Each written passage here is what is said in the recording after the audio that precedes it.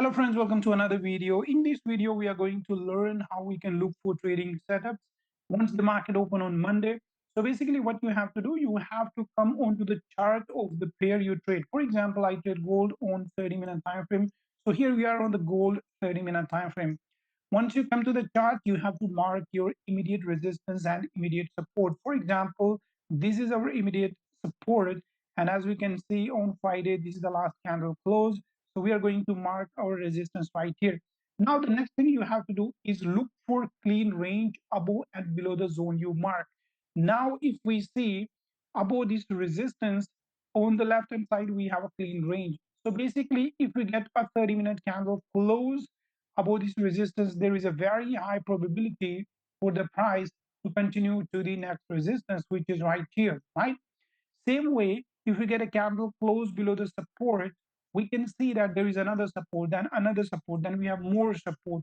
So basically, to the downside, the picture is not clear as we have to the upside. So in this kind of scenario, to the downside, I don't look for immediate sell.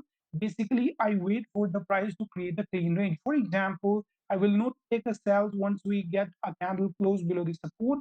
Rather, I will wait for the price to create a clean range. For example, I will wait for the price to come to the support uh, and wait for a strong bullish candle closure somewhere right here, basically a support formation at a previous support area.